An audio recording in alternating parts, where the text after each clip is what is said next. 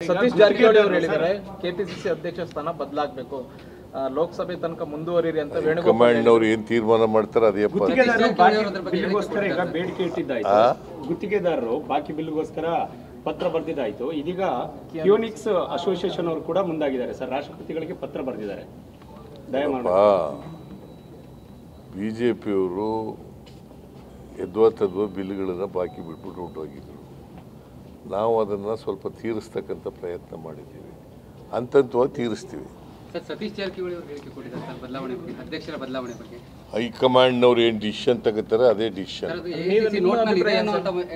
AICC ನೋಟ್ನಲ್ಲಿತ್ತು, ಏನು parliament ಚುನಾವಣೆ ನಂತರದಲ್ಲಿ ಬದಲಾವಣೆ ಆಗಬೇಕಾಗಿತ್ತು, ಯಾಕೆ ಪ್ರೋಸೆಸ್ ಆಗಿಲ್ವ ಅನ್ನುವಂತ ಮಾತನ್ನ ಹೇಳಿದ್ದಾರೆ ಸರ್. ಯಾರು? ಸತೀಶ್ ಜಾರಕಿಹೊಳಿ ಅವರು. ಅವ್ರನ್ನೇ ಕೇಳಿ ಸರ್. ಈಗ ಕ್ಯಾಬಿನೆಟ್ ಬಗ್ಗೆ ನನಗೆ ಗೊತ್ತಿರೋ ಮಟ್ಟಿಗೆ ಸತೀಶ್ ಜಾರಕಿಹೊಳಿ ಅವರು ಹೇಳಿದ್ದಾರೆ ಕೆಪಿಸಿಸಿ ಅಧ್ಯಕ್ಷ ಸ್ಥಾನ ಬದಲಾಗಬೇಕು, ಲೋಕಸಭೆ ತನಕ ಮುಂದುವರಿರಿ ಅಂತ ವೇಣುಗೋಪಾಲ್ ಅವರು ಏನು ತೀರ್ಮಾನ ಮಾಡ್ತಾರೆ ಅದೇ ಬಿಲ್ಗೋಸ್ಕರ ಈಗ ಬೇಡಿಕೆ ಇಟ್ಟಿದ್ದಾಯ್ತು.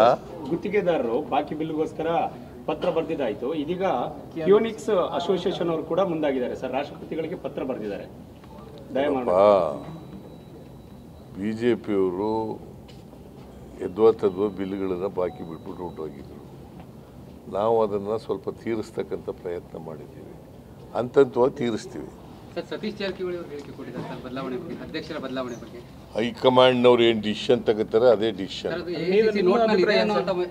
ಎಐಸಿಸಿ ನೋಟ್ನಲ್ಲಿತ್ತು, ಏನು ಪಾರ್ಲಿಮೆಂಟ್ ಚುನಾವಣೆ ನಂತರದಲ್ಲಿ ಬದಲಾವಣೆ ಆಗಬೇಕಾಗಿತ್ತು, ಯಾಕೆ ಪ್ರೋಸೆಸ್ ಆಗಿಲ್ವ ಅನ್ನುವಂತ ಮಾತನ್ನ ಹೇಳಿದ್ದಾರೆ ಸರ್. ಯಾರು? ಸತೀಶ್ ಜಾರಕಿಹೊಳಿ ಅವರು.